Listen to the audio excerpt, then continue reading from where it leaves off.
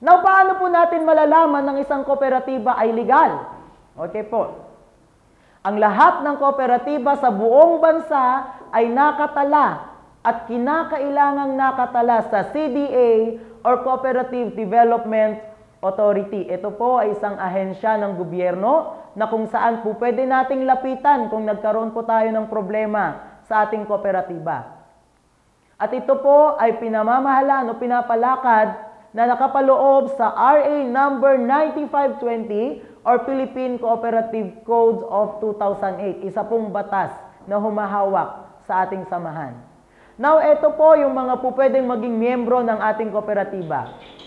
Una, meron tayong tinatawag na regular members or yung mga kasapi po na nakapag-comply na sa lahat ng kaukulang requirements na ibinigay ng ating kooperatiba. Ang pangalawa po ay associate members o yung mga miyembro na hindi pa po nakakapagkumpleto ng kaukulang mga requirements na ipinagkaloob ng ating samahan. Ano po yung kaibahan nito? Unang-una po, ang mga regular members upon the discretion of law o nakabatay, nakasaad sa cooperative code, sila po ay po pwede nang iboto at bumoto bilang mga opisyales ng ating kooperatiba. Ang mga associate members naman, sila po ay wala pa pong pribilehyo na bumoto at iboto bilang mga opisyales. Pero ano-ano po yung mga pribilehyo and benefits? Of course, upon the discretion of law, the Cooperative Code, Law of the Philippines, sila po ay may makakatanggap ng kanya-kanyang mga benepisyo at pribilehyo na naaayon po sa batas ng kooperatiba. Marami pong mga klase ng kooperatiba sa buong bansa. Ilan lamang po ang mga nakikita nyo sa lahat ng kooperatiba sa buong bansa. But we are going to focus on credit cooperative. Why? FutureNet is a type of credit cooperative. Now, welcome to FutureNet Credit Cooperative. Ano ba ang FutureNet Credit Cooperative?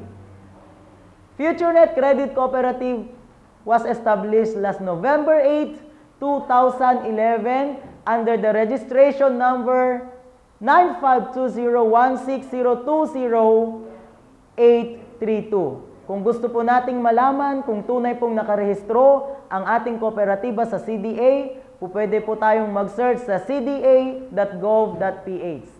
Tayo din po ay nakarehistro sa SEC or Security Exchange Commission and we are empowered by FutureNet Network Marketing Associations of the Philippines. Now, kahit sa mga basic legalities po, meron po tayo.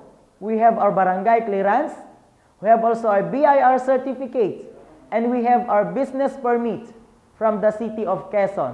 Wala pong makikitang irregularities sa ating kooperatiba sapagkat bago pa man po nag-umpisa or nagsimula ang operation ng FutureNet, ito po ay plinansya o pinaghandaang mabuti para po sa kagandahan ng mga kasapi. Now, ano po ang ating common band of interest? Tayo po ay associational. Sa kategorya po ng mga kooperatiba, meron po tayong tinatawag na residential, wherein if you are in Manila areas, then you can operate only in Manila. But here in FutureNet, we are categorized as associational. That only means we can operate in Luzon, Visayas, and Mindanao, and even outside the country. As long as you are Filipinos, you can join FutureNet Credit Cooperative and join our business here. Para sa ganun, umunlad po tayo pare-pareho sa buhay. Now, sino-sino po? Or saan po nakatalaga yung ating opisina? Ang ating pong main office is located on Fairview, North Fairview, sa may Kasamilan Commercial Building. So, kung nakikita nyo po, ito po yung ating opisina. We are located on second floor. Now, who are the people behind the FutureNet? Sa isang samahan, kailangan po nating malaman kung sino-sino po yung mga namumuno at nagpapalakad sa ating kooperatiba. Baka naman po mamaya, sumali po tayo. Yun pala, yung mga namumuno is nalasenggo po sa kanto. So, kailangan din po nating malaman upang sa ganon, alam po natin na ang ating mga investments ay ligtas. Ito po yung mga tao na nasa likod ng ating kooperatiba. Una po dyan, ang ating chairman of the board, Mr. Ricky De Paula Sarmiento. Actually, Mr. Ricky de Paula Sarmiento is the youngest son of General Hildo Sarmiento of Logistics Command sa Philippine Army na naglingkod po sa kapanahunan ni Corazon Aquino. Now, siya po ay graduate ng Bachelor of Science in Biology sa Far Eastern University and graduate din siya ng Bachelor of Science in Nursing sa Our Lady of Fatima University. Aside from being nurse, he is also an entrepreneur. Isa po siyang registered nurse here in the Philippines and even in the United States of America. Now, of course, hindi po makukumpleto or hindi po kayang pamahalaan ng ating chairman of the board ang FutureNet kung wala po ang kanyang mga katuwang. Sila po ay sama-samang namamahala at nag-iisip ng mga mas magagandang kaparaanan pa po upang sa ganon, mas mapaganda pa yung ating FutureNet.